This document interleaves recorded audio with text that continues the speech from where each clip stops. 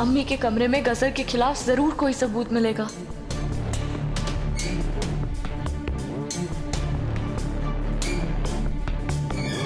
आधा काम तो मैं कर ही चुकी हूँ, आधा काम ये पाउडर करेगा। दुआ अख्तर, तुम्हारी सास हीना तो नहीं बचने वाली। बहुत जल्द अम्मी अस्पताल से बाहर आएंगी और तुम जेल के अंदर जाओगी।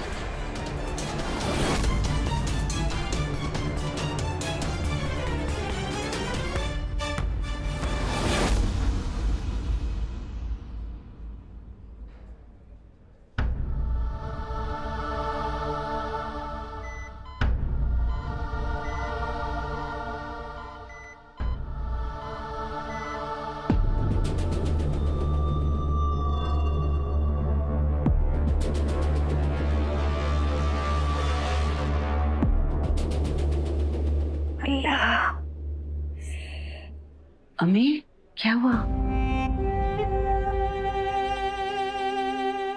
दादी में क्या हुआ? अरे बेटा, बहुत पुरानी बीमारी है ये, कभी कभी अचानक से सर दर्द करने लगता है। अब अम्मी दर्द तो होगा ही ना, सुबह से दौड़ भाग कर रही हैं आप, कुछ खाया पिया नहीं है, ऊपर से वो कमबख्त गजल उसने अलग तमाशा किया हुआ है। रोहन बेटा, अपनी दादी अम्मी के लिए कुछ खाने के लिए ले आओ। नहीं नहीं बेटा, मत लाना, मुझे नहीं चाहिए। कैसे नहीं चाहिए दादी अम्मी? अगर खाएंगे नहीं तो आपकी तबीयत खराब हो जाएगी और ये मैं होने नहीं दूंगा। जा रोहन कुछ ले आओ। मैं यहाँ से हिला तो बड़ी अम्मी का ध्यान कौन रखेगा? वो गजल कुछ भी कर सकती है।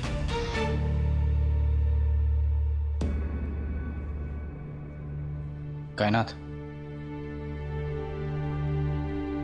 जब तक मैं कुछ खाने के लिए लेकर आ रहा हूँ तो मैं यहाँ ध्यान रखना है। बड़ी अम्मी के दरवाजे के बाहर एकदम चौकन्नी रहना, और वो बदमाश भाई बहन बड़ी अम्मी के आसपास भी नजर ना आए। अभी आता हूँ मैं।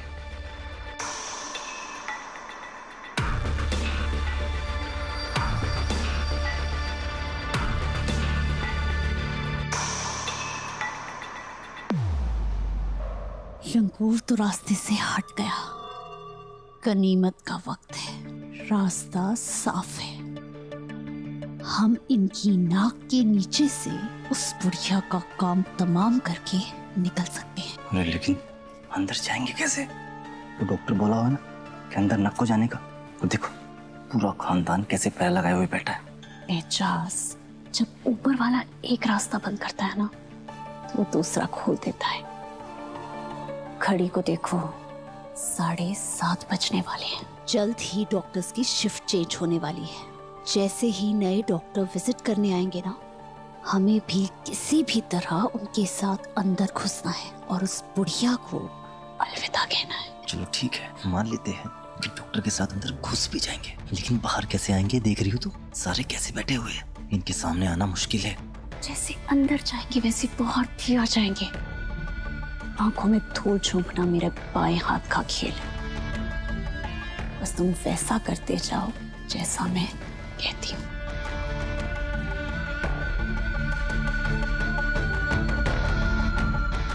देखती हूँ दुआ, तुम कैसे बचाती हो अपनी सास को।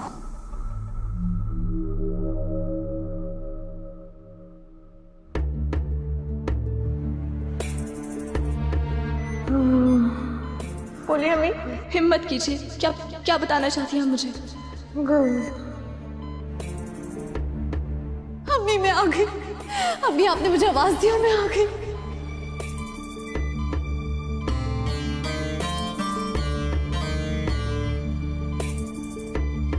मुझे माफ कर दीजिए अम्मी, काश हमें दूरियां ना आई होती,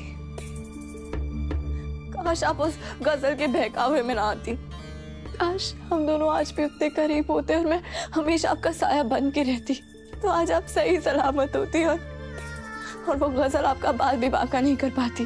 अपनी ही नजरों में गिर गई हूँ मैं। इस बेइज्जती को सहने के बाद मैं जिंदा नहीं रह सकती। मैं अपनी जान दे दूंगी। मुझे पूरा यकीन है आप खुदकुशी नहीं कर सकती। अम्मी के साथ ऐसा सुलूक जरूर उस गजल ने किया है।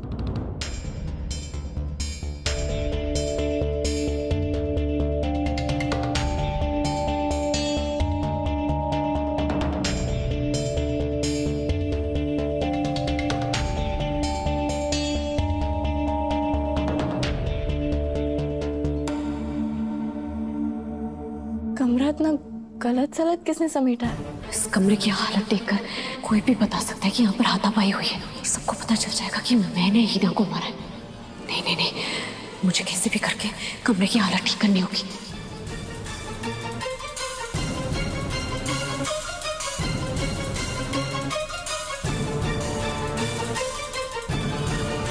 यकीन नहीं होता ये अम्मी खुदकुशी करने की कोशिश करेंगी। गुलदस्ता आपके बिस्तर के पास क्या कर रहा है?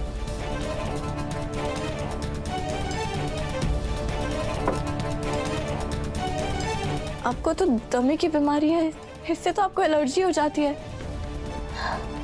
ऐसा ये कैंडल स्टैंड उल्टा क्यों रखा हुआ है?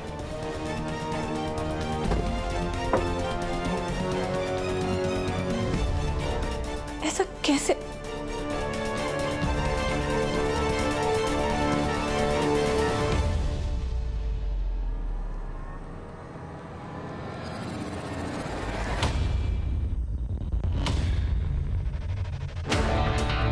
अम्मी बिल्कुल यहीं पे गिरी हुई थी।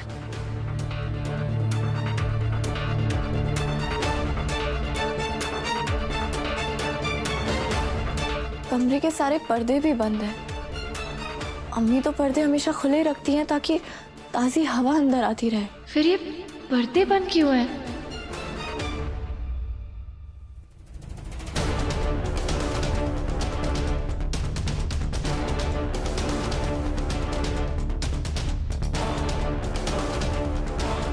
इस कमरे की हालत साफ बता रही है यहाँ पे हाथापाई हुई है।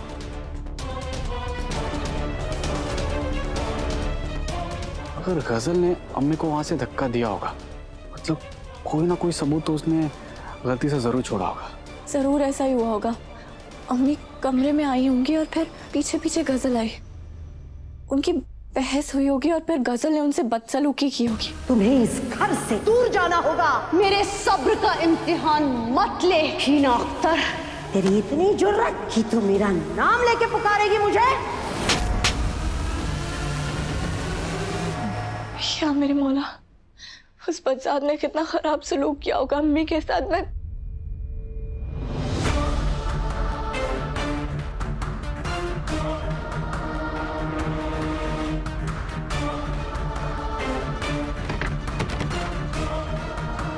गजल ने कबर्ड लॉक कर रखा है। इस चुड़ैल के रूम में कुछ नहीं मिला, पक्का कबर्ड में कुछ होगा। चादर के चारों कोने अंदर क्यों दबे हुए हैं?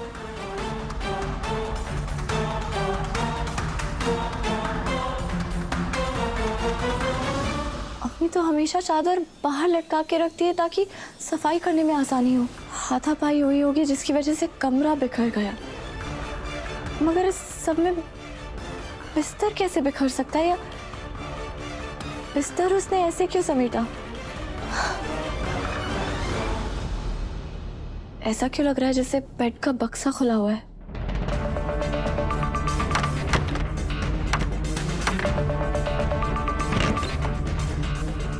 अरे गजल के सारे कपड़े तो यहाँ टंगे हुए हैं, फिर वो सूटकेस में क्या लेके जा रही थी?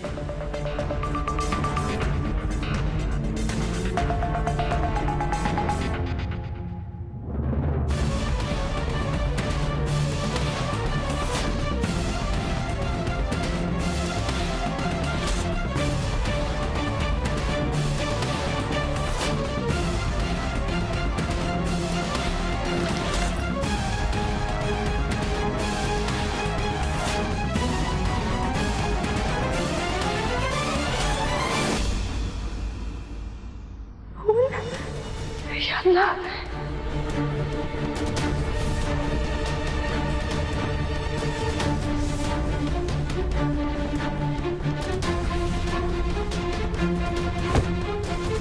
क्या मेरे मौला, इसका मतलब जब मैं और हैदर अम्मी के कमरे में आए थे तो अम्मी यही थी। इसका मतलब उस बदजात जालिम ने अम्मी को पलंग के बक्से के अंदर बंद करके रखा था। बेचारी अम्मी कितना तड़प रही होंगी।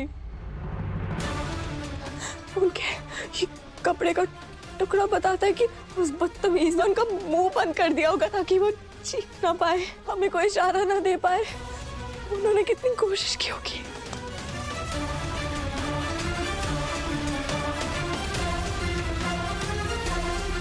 या मेरे मौला, अम्मी कितनी तकलीफ में होंगी और हमें पता ही नहीं चला। चलिए इधर। दुआ क्या कर रही हो तुम? दुआ मेरी बात तो सुनो। काश मुझे एहसास हो जाता कि अम्मी यही है। काश मुझे पता चल जाता कि वो यहाँ तड़प रही है। मैं इतनी लापरवाह कैसे हो सकती हूँ? कैसे हो सकती हूँ? मुझे माफ कर देना अम्मी, मुझे माफ कर देना, मैं आपकी मदद नहीं कर पाई।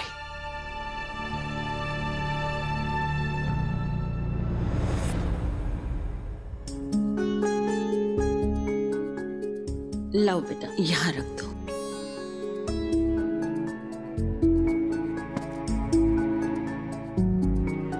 दादी आपकी दवाइयाँ प्लीज दवाइयाँ खा लीजिए खाना खाने के बाद।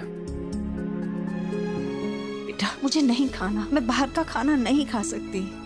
मुझे सिर्फ घर का खाना हजम होता है। तू ला रही है ना मेरे लिए खाना, हम सबके लिए ला रही है ना, मैं वही खा लूंगी। अब दादी को कैसे समझाऊं कि दुआ भाभी खाना लाने नहीं कुछ और काम करने गई है, उन्हें आने में देर भी हो सकती है। दादी दुआ भाभी का कॉल आया था, उन्हें आने में थोड़ी सी देर हो जाएगी। वो खाना बनानी है अभी तक, अभी उन्होंने खाना गैस पे चढ़ाया है, थोड़ा सा टाइम तो लगेगा। दुआ भाभी ने बताया कि आपको ये दवाइयाँ लेनी है, उनका तो मुझे नाम तक नहीं पता था। वो तो दुआ भाभी ने नाम बताया तब मैंने मेडिकल से लिया। और आप भी दवाइयाँ लाना भूल गई थी हॉस्पिटल के चक्कर में। और स्पेशली मैंने हॉस्पिटल की कैंटीन से कम मसाले वाला खाना बनवाया है जिससे आप खा के दवाइयाँ ले सके। तो प्लीज़ दवाइयाँ खा लीजिए और खाना खा लीजिए। हाँ अम्मी, थोड़ा खा लीजिए नहीं तो तबीयत खराब हो जाएगी। जब दुआ लेके आएगी थोड़ा और खा लीजिएगा। हाँ दादी अम्मी। दुआ कितना सोचती है, कितना ख्याल रखती है मेरा।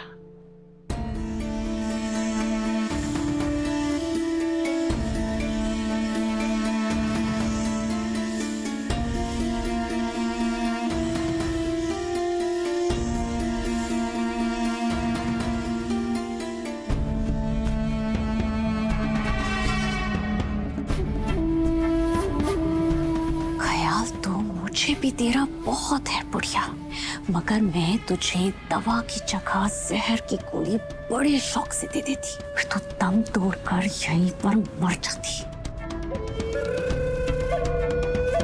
तुम्हारी दुश्मनी से ना अल्लाह ही बचाए। लेकिन मुझे एक बात समझ में नहीं आ रही, ये दुआ घर गई क्यों? अरे बुढ़िया यहाँ पे भी खाना खा सकती थी ना, कैंटीन तो यहाँ पर भी है। अम्मी आप क्या कहना चाहती हैं?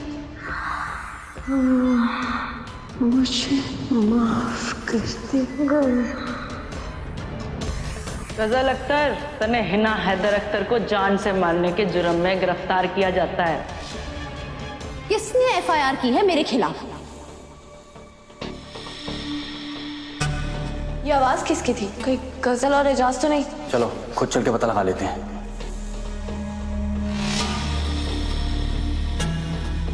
हैदर, सुबह से किसी ने कुछ खाया पिया नहीं है, मैं कुछ लेके आती हूँ सबके लिए। चलो मैं साथ में। नहीं हैदर, आप यहीं रुकिए, आपकी ज़रूरत यहाँ पड़ सकती है। मैं रवि भाई और हफीज़ के साथ चली जाऊँगी। रवि भाई, हफीज़ चलिए। रूहान, सबका ख्याल रखना।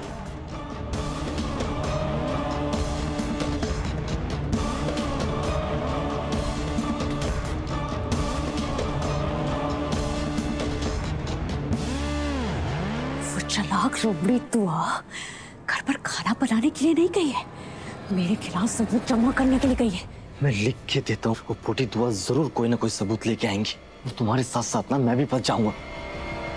ढूंढ लेने दो उसे, मेरे खिलाफ जितने सबूत ढूंढने हैं ना ढूंढ लेने दो। जब हीना ही नहीं बचेगी तो उन सबूतों का क्या करेगी? बस किसी भी तरह उस हीना के कमरे में घुस के उसे इस दुनिया से रुखसत करना होगा। और तुम दुआ से ज्यादा मुझसे डरा करो और मैं जैसा कहती हूँ वैसे करो। डॉक्टर के आने का वक्त हो गया, हमें अंदर जाने के लिए तैयार रहना होगा। आधा काम तो मैं कर ही चुकी हूँ, आधा काम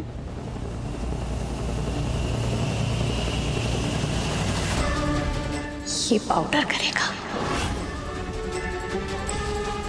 दुआ अख्तर, लाख कोशिश कर लो अपनी सास को बचाने की और मुझे फंसाने की, तुम्हारी सास हीना तो नहीं बचने वाली।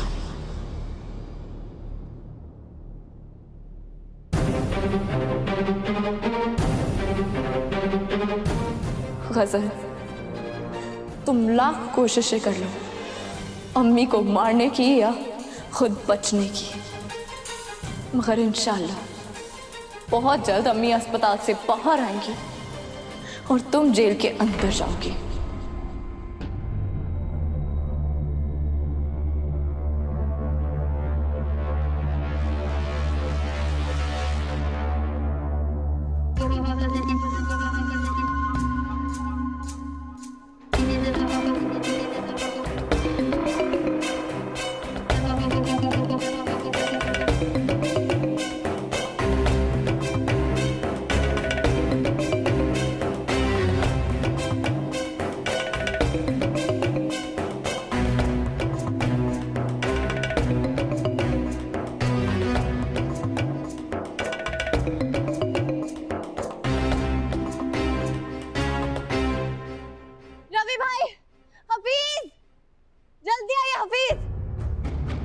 हफीज, बाजी क्या हुआ? आप इतनी घबराए हुए क्यों हैं? हफीज, रवि भाई, अम्मी को वो गजल है, अम्मी को क्या क्या उस गजल है? गजल ने अम्मी के साथ बहुत बुरा सलूक किया। उसने अम्मी को बेड बॉक्स के अंदर बंद करके रखा था। भगवान, या अल्लाह, उस बेगैरत औरत ने ऐसा किया? उस बदजात ने ये भी नहीं सोचा कि अम्मी दमे की मरीज है, उनका दम घुट रहा होगा अंदर। उस धोखेबाज को अल्लाह कभी माफ नहीं करेंगे। बाजी वो तो चाहती थी कि खाला जान को कुछ हो जाए। तुम भी दुआ करो कि अम्मी जल्दी से ठीक हो जाए बस। बाजी अल्लाह पे भरोसा रखो, सब कुछ ठीक हो जाएगा। हम सब जानते हैं कि गजल खूनी है, उसने खाला की जान लेने की कोशिश की, दादी को सीढ़ियों से नीचे बेरहमी से धक्का दे दिया, रूहान को किडनैप करके ना जाने उसमें कितने जुल्म किए, मुझे जख्मी किया और ना जाने कितने पैंतरे आजमाए। उसके लिए किसी की जान लेना कौन सी बड़ी बात है? अब सही कह रहे रवि भाई। अभी मुझे नीचे और कुछ तो नहीं मिला, बस एक ये अम्मी का फोन मिला।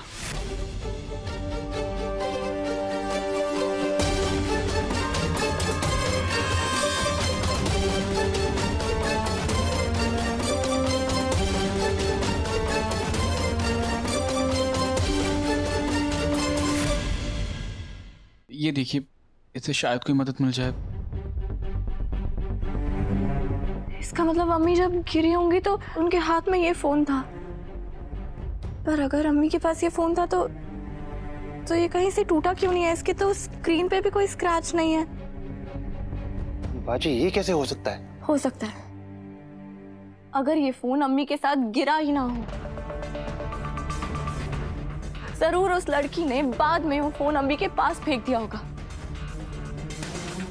ताकि हम सबको लगे कि अम्मी जब गिरी तो वो फोन के साथ गिरी थी। उस बदसात ने अम्मी के साथ बहुत बुरा सलूक किया।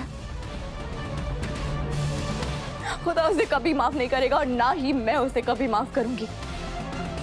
मैं उसका पर्दाफाश करके रहूंगी। बाजी उस लड़की का एक और कारनामा सामने आया। जरा मेरे साथ आइए, चलिए। रवि भाई, आप अपने पास रखिए।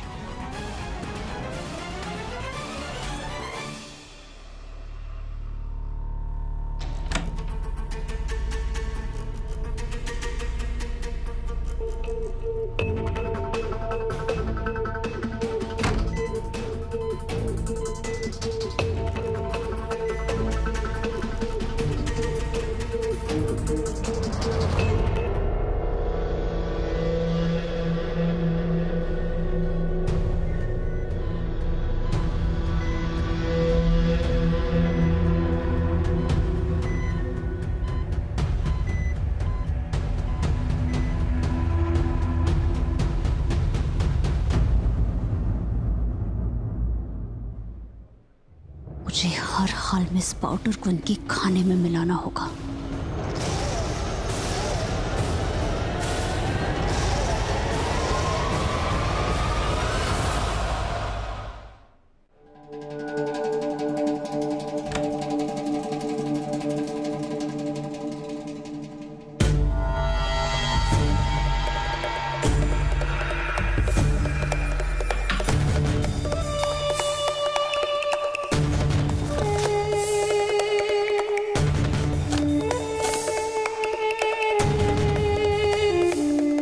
ये गजल काहे को इतने रिस्क के काम करती है, बार बार मौत को छू के आती है, खुद तो फंसेंगी, मेरे को भी ले डूबेंगी और मैं कुछ भी नक्को नहीं कर सकता।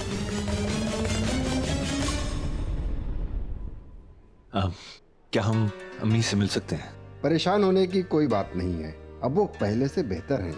आप कल सुबह उनसे मिल सकते हैं।